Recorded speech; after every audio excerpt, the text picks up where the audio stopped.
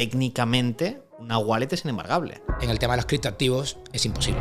La privacidad ha dejado de existir, eso está claro. Si tú entras dentro de los autorizados, en algún momento estás identificado. El día que la agencia tributaria tenga cloud, va a tener tokens infinitos. Si gran parte de la riqueza o la totalidad de la riqueza estuviera en Bitcoin, el Estado tendría que dejar de pensar en los ciudadanos con derecho a voto y tendría que pensar en los contribuyentes. Es un extractor de recursos, un extractor de rentas. Puesto que tenemos un inspector de Hacienda que además es bitcoiner.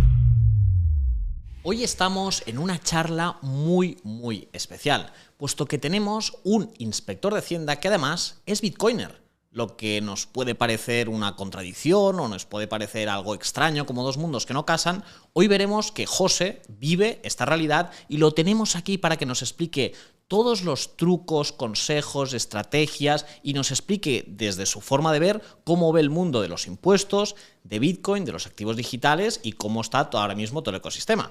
José, un placer tenerte por aquí, en Mallorca, en tu casa, para comentar la jugada y ver y charlar un ratillo. ¿Cómo estás? Un placer, Sergi. Muy bien. Muchas gracias por venir hasta aquí a Mallorca para que podamos hacerlo así un poquito más profesional y que quede bonito esta charlita. Esto para la gente que no te conozca, porque es como el primer podcast así que sale a la luz y que puedes abrirte a una audiencia muy grande. No sé si nos puedes explicar un poco quién eres, qué es lo que haces, cómo has llegado hasta aquí, cuáles han sido tus pasos para que la audiencia te pueda conocer. Pues sí, bueno, yo me llamo José María Gentil, vengo de Sevilla, estudié Derecho y ADE y después de un breve paso por el sector privado pensé que valía la pena hacer el esfuerzo de tratar de sacar una oposición. Fue por un sentido puramente utilitarista, digamos. Vi que tenía una buena relación calidad-precio de vida. En aquel momento me hubiera dado igual cualquier oposición, realmente. Vale. Cualquiera que se me hubiera dado bien. Pero es verdad que con la formación de Derecho y de Administración de Empresas solía ser habitual tener una pequeña ventaja para la oposición de Inspector de Hacienda. Y bueno, pues la probé y a partir de ahí es verdad que luego he podido decir que he disfrutado del trabajo y ha sido muy interesante todos los campos que me ha abierto. Porque ahora mismo eres inspector de Hacienda en activo, es decir, ahora mismo trabajas de ello. Entonces, ¿cuáles son ese proceso de alguien que se lo piensa, decir, oye, quiero hacer esta oposición de inspector de Hacienda? ¿Cuáles son los pasos? ¿Qué tipos de exámenes? ¿Cómo funciona todo el procedimiento?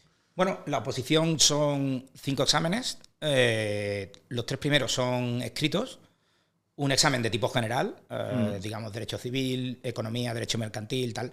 Un examen de contabilidad bastante duro, en la realidad, que tienes que saber contabilidad a un nivel muy alto, mucho más alto que lo que uno aprende en la universidad. Un examen teórico-práctico, equivalente a un dictamen profesional, que también tiene cierto nivel. Es un examen de 4 horas en que entran todos los impuestos.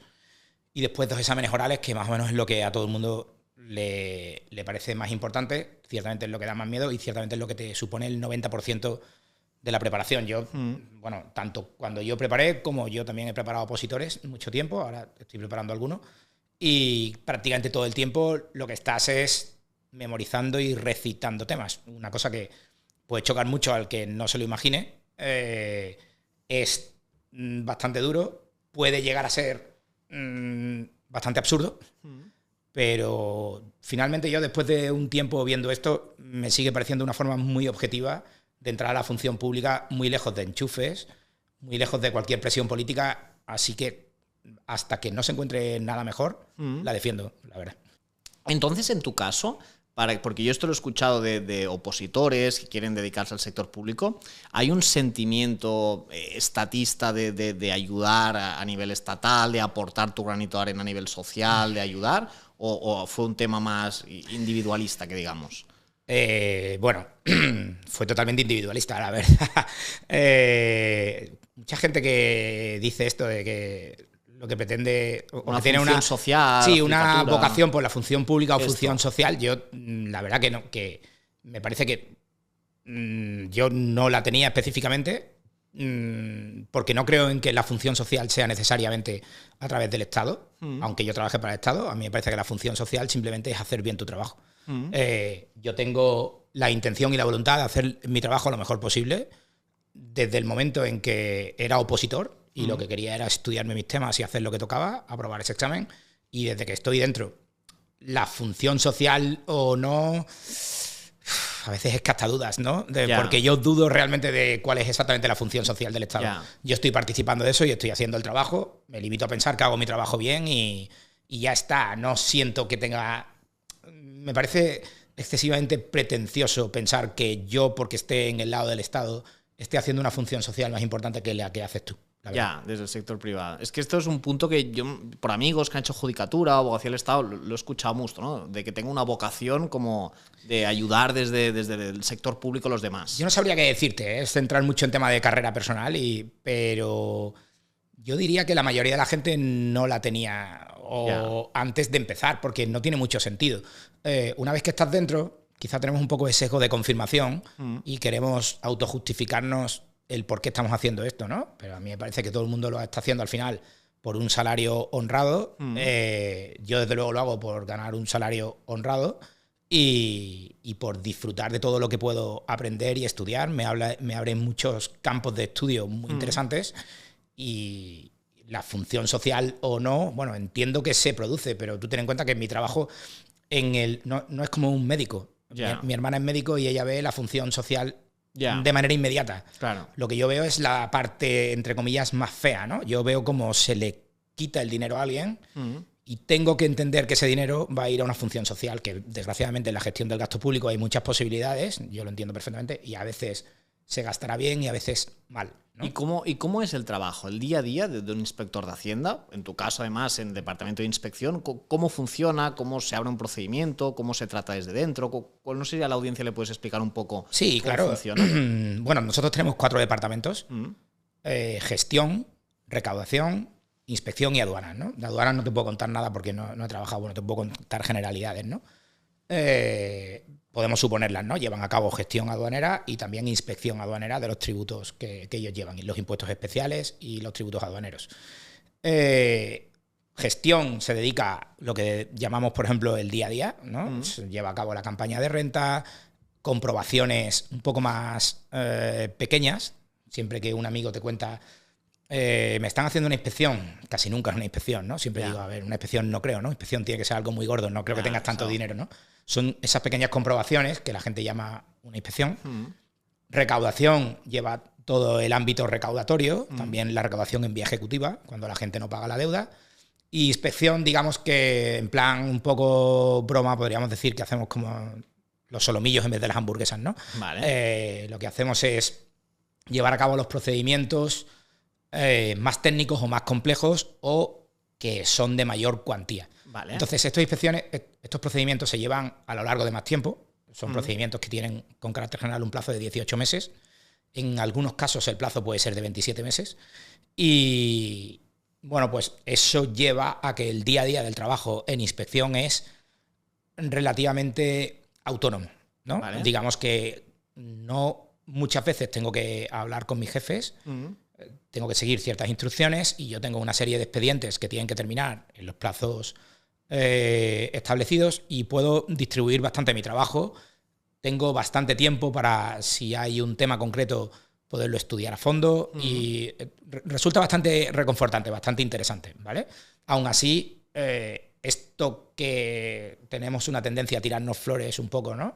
En el departamento de inspección, porque hacemos el trabajo, entre comillas, más técnico, más complejo, supone una parte muy pequeña del trabajo de la agencia tributaria. Es decir, prácticamente toda la recaudación está fuera del departamento de inspección. Claro. Todos entendemos que el departamento de inspección es necesario porque no querríamos que el gran fraude simplemente existiera libremente, ¿no?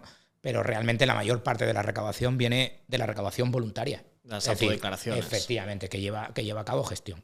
Tengo muchas ganas de preguntarte sobre cómo funciona una inspección en el ámbito de activos digitales. Lo voy a hacer más adelante para generar más retención para la audiencia, porque antes me interesa conocer cómo descubriste Bitcoin, los activos digitales, si es algo común dentro de Hacienda, si es algo totalmente extraordinario y la gente no entiende cómo funciona. ¿Cómo fue tu despertar o tu caída por la madriguera dentro de todo este mundo de Bitcoin? Porque te autodefines como Bitcoiner, como alguien que cree en este ecosistema. Bueno, tampoco es que uno tenga que ir dando definiciones todo el día, ¿no? Pero sí. O sea, soy un apasionado de Bitcoin. Estoy metido en todo lo que puedo en estudiar Bitcoin, en divulgar Bitcoin, así que supongo que eso más o menos es llamarme Bitcoiner, ¿no? Bueno, pues no lo sé. Yo siempre he sido un tío inquieto, me ha gustado leer de todo, ¿no? Recuerdo que encontré Bitcoin en algún momento. Me llamó la atención el aspecto liberal. O sea, entraste por la parte filosófica. Sí, digamos. Efectivamente, casi anarquista, ¿no? Digamos. Vale. Y me pareció aquello muy interesante. No compré, no invertí en aquel momento. No sabía nada. ¿Qué año más o menos esto? No sé qué decirte, pero... ¿Antes del COVID? ¿Después? Sí, no, mucho antes del COVID. Mucho antes del COVID. Estoy hablando de mucho antes del COVID. Mucho antes, vale. Sí. Pero bueno, ni sabía nada de inversión, vale. ni tenía nada de dinero probablemente para invertir. ¿No hay educación financiera dentro de la agencia? De invertir, no invertir. La misma que te puedes encontrar en el Estado, la verdad. Así es. Prácticamente ninguna, sí. Vale. Como inciso, pero me pensaba que después de todo el proceso de oposición y comprobar acciones, instrumentos financieros, había un... A ver, puedo conocer los instrumentos financieros. No, claro. Pero de ahí a conocer cómo deberías gestionarlos para tu propia inversión, hay un paso. Claro. Probablemente mucha gente conoce instrumentos financieros e invierte en instrumentos financieros y la está cagando, ¿no? Ya. Pero bueno, el caso es que en aquel momento solamente me pareció una opción rupturista que me parecía muy interesante. Vale. La escuché, seguí escuchando del tema, no me metí en profundidad, por desgracia, en aquel momento. Y recuerdo más o menos en el COVID, hablé por circunstancias con un amigo que es bastante conocido también en el tema de Bitcoin, Félix Moreno. Sí. Es amigo mío y en aquel momento él estaba muy con el tema de Bitcoin tal, y nos pusimos a hablar, ¿no? Félix también es un buen liberal y gran Bitcoiner. Él sí que lo captó rapidísimo. Tiene charlas en el Instituto de Mariana hace muchísimos años. Muy interesante. Sería uno de los primeros en España que empezó a divulgar. Qué bueno. Y bueno, pues hablando, allí ya me dio el interés. Invertí un poco más. El interés en aquel momento era quizá más de inversión. Vale. Estaba empezando a invertir, pero luego poco a poco ya empecé a leer y fue cuando ya empezaste a caer por la madriguera. Caí a todas las madrigueras y cada vez leer más, cada vez me pareció más interesante hasta el momento de hoy. Y bueno, al especializarme todo lo que pude, porque quería estar todo lo relacionado con Bitcoin posible, me parece lo más interesante posible. Claro, a mí, si estoy en una charla con amigos, pues probablemente me preguntarán de muchas cosas técnicas de Bitcoin o de cómo veo Bitcoin, pero realmente esa no suele ser la voz que la gente busca más de mí, sino la relacionada con la fiscalidad. Claro. Entonces, por ahí empecé a dar algunas charlas, preparé bien las charlas, estuve en la Universidad de las Hespérides, en un curso también. Y una vez que lo tenía todo montado, me di cuenta de que yo tenía todo el conocimiento y que a mi alrededor había muy poco conocimiento sistematizado. De hecho, no existía ningún libro actualizado sobre la fiscalidad de Bitcoin. Y fue cuando dije, bueno, pues esto es una oportunidad de plantearlo y tal. Escribí el libro Bitcoin y criptoactivos en el IRPF, que ese es un poco el que luego ha dado el salto a todo lo demás. Y ahora pues ya ha dado la posibilidad de participar en podcast, alguna entrevista, ahora aquí contigo. Todo esto es una posibilidad de seguir creciendo en la divulgación, pero realmente lo que no está a la vista de cámara, digamos, mi mayor contacto con Bitcoin sigue siendo el estudio, la verdad. Leer todo lo posible, disfrutar mucho de la gente que te plantea otros puntos de vista. Cuando conocí a Álvaro de María me pareció espectacular. Muy brillante. Muy brillante. Y todo lo que él plantea en torno a Bitcoin me ha parecido muy interesante.